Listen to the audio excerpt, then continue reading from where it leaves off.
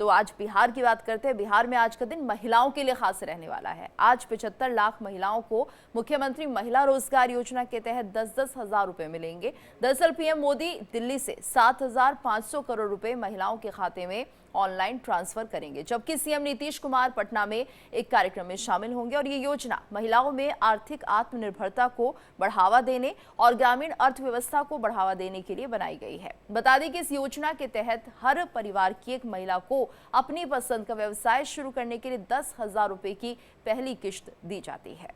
बिल्कुल, देखिए आत्मनिर्भरता की तरफ एक और ये महत्वपूर्ण जो है वो कदम है बिहार की महिलाओं के लिए खास तौर से। और इसके बाद देखिए व्यवसाय की स्थिति देख करके 2 लाख रुपए तक का लोन भी दिया जाएगा और इसकी ब्याज दर जो है वो 12% होगी, जबकि इस लोन को चुकाने की अवधि 1 से 3 साल के बीच में तय की गई है। प्रधानमंत्री नरेंद्र मोदी सुबह 11 बजे वीडियो कॉन्फ्रेंसिंग के माध्यम से बिहार की मुख्यमंत्री महिला रोजगार योजना का शुभारंभ करेंगे और इस योजना के तहत राज्य की 75 लाख महिलाओं के बैंक खातों में सीधे 10,000 रुपए राशि जो है हस्तांतरित कर दिए जाएंगे, जो कि कुल मिलाकर के 7,500 करोड़ रुपए तक की होगी। और ये योजना देखिए महिलाओं को आत्मनिर्भर बनाने और स्वरोजगार और आजीविका के अवसरों के माध्यम से उनके सशक्तिकरण को बढ़ावा देने के उद्देश्य से तैयार की गई है। और ऐसे में देखिए कि बिहार में आगामी विधानसभा चुनाव है, ठीक उससे पहले में इस तरह से एक महिलाओं के लिए योजना लेकर के आना एनडीए गठबंधन ने देखिए महिला मतदाताओं को साधने के लिए एक बड़ा ये दाव चल दिया है। गीतू बिल्कुल, और ऐसे में देखना होगा कि बिहार को जो सौगात मिल रही है किस तरह से नारी शक्ति को और उसके सशक्तिकरण को इससे बढ़ावा मिलता है, क्योंकि आजीविका के अवसरों के माध्यम से उनके सशक्तिकरण को बढ़ावा देने का ही उद्देश्य है। और इस योजना से हम देखेंगे आने वाले समय में किरण बहुत ज़्यादा फायदा महिलाओं को होने वाला है,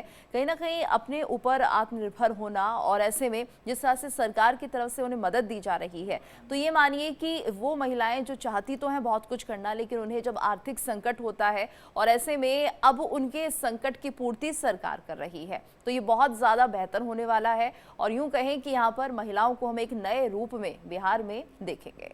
और बिल्कुल देखिए विपक्ष के पास इसको अब काटने के लिए क्या कुछ रास्ता होगा, क्योंकि एक तरह से महिलाओं को साधना, महिला आधी आबादी है और कहते हैं कि एक साइलेंट वोटर है। और इससे पहले हमने देखा है कि मुख्यमंत्री नीतीश कुमार ने जब वो सत्ता पर काबिज होना था या जब भी चुनाव आते हैं वो एक ऐसा महिलाओं के लिए दाव चल देते हैं कि महिलाएं जो है इधर उधर हो ही नहीं पाती हैं, वो सीधे जो है जेडीयू को अपना वोट देती हैं। क्योंकि आपने इससे पहले देखा है कि शराबबंदी ये खासतौर से महिलाओं के लिए ही लेकर के आया गया था।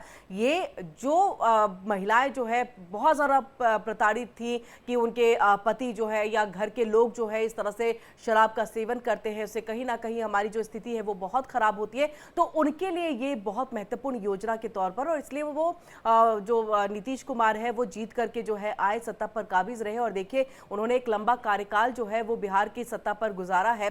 अब ऐसे में आने वाले दिनों में देखना है कि ये जो महिलाओं के लिए, उनको आत्मनिर्भर बनाने के लिए, स्वरोजगार के लिए, सशक्तिकरण के लिए, उनके लिए ये जो दाव चला जा रहा है एनडीए की तरफ से, ये कितना कारगर होता है और विपक्ष के पास इसकी काट क्या रहेगी, इस पर नजर जरूर बनी रहेगी। बिल्कुल, और ये बहुत बड़ी योजना इसे हम कह सकते हैं किरण, क्योंकि जिस तरह से महिलाएं आधी आबादी हैं, घर को, परिवार को वही संभालती हैं और दिशा भी देती हैं। आप सही कह रही हैं कि यहाँ पर एक तरह से चुनावी माहौल है, तो ऐसे में नीतीश सरकार की तरफ से जिस तरह से महिलाओं के लिए एक बहुत बड़ा कह सकते हैं कि उपहार था उस वक्त शराबबंदी को लेकर। हालांकि शराबबंदी करना इतना आसान भी नहीं था, क्योंकि एक बहुत बड़ा जो रेवेन्यू है वो सरकार को इसी से मिलता है, लेकिन उसके बाद भी एक बड़ा फैसला माना जा रहा था।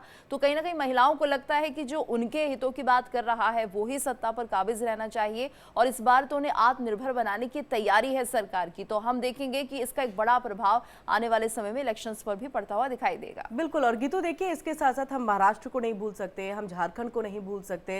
ये दोनों जगह पर ही मैया सम्मान योजना या लाडली बहन योजना, जो हम अगर यहाँ मध्य प्रदेश की बात कर ले, तो ये सब जगह पर महिलाओं को साधने की कोशिश हर पार्टी की तरफ से जो है वो की जाती है। और जो बेहतरीन तरीके से अपनी बातों को लेकर के महिलाओं को कन्विंस कर लेते हैं या अपनी योजनाएं पहुंचाने में कारगर हो पाते हैं, उनको जो है महिलाएं अपना आशीर्वाद जरूर देती हैं। और यही हमने महाराष्ट्र में देखा, झारखंड में देखा है, मध्य प्रदेश में भी देखा है।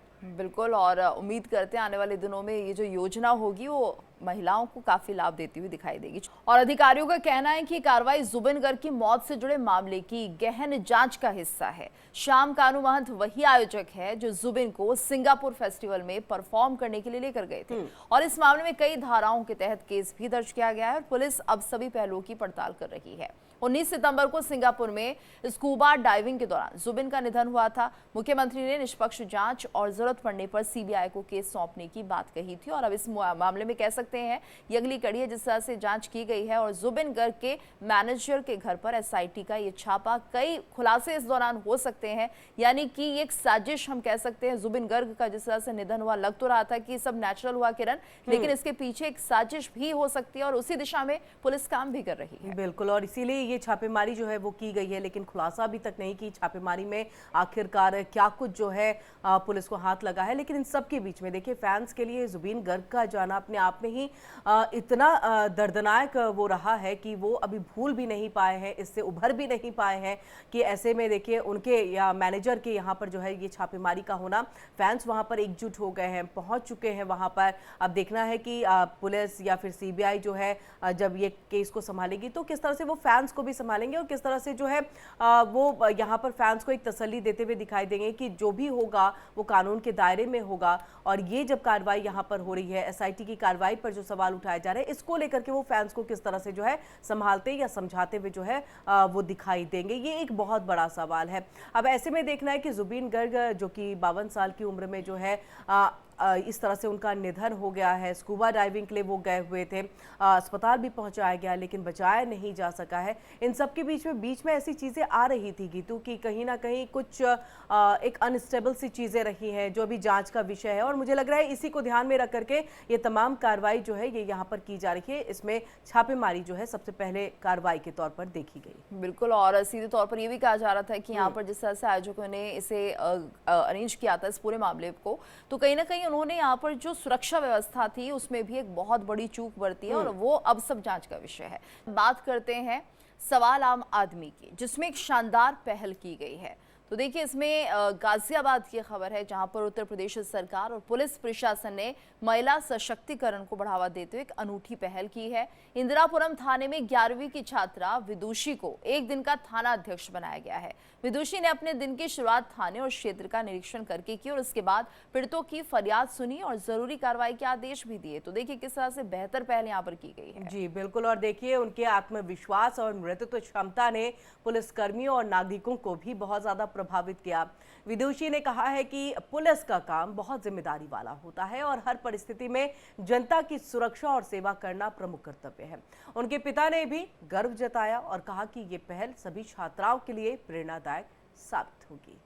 बिल्कुल, गाजियाबाद की छात्रा है जो कि एक दिन के एसएचओ बनी है और बहुत ही बेहतर कह सकते हैं पहल है, क्योंकि छात्राओं में कॉन्फिडेंस आता है जब वो समझती हैं कि आखिर नारी किस तरह से अपने आप को सुरक्षित रख सकती है। खासतौर से महिलाओं की सुरक्षा के लिए उन्हें ये समझना बहुत ज़रूरी है कि किस तरह से उनकी उन्हें सुरक्षित रखने के लिए पुलिस में कदम उठाए जाते हैं और उन्हें खुद भी अगर अपने आप को सेफ रखना है तो क्या कुछ उन्हें करना चाहिए। और ऐसे में इन छात्राओं में आत्मविश्वास बढ़ेगा, साथ ही जागरूकता बढ़ेगी, पुलिस की क्या कार्यशैली है ये भी उन्हें समझ में आएगा।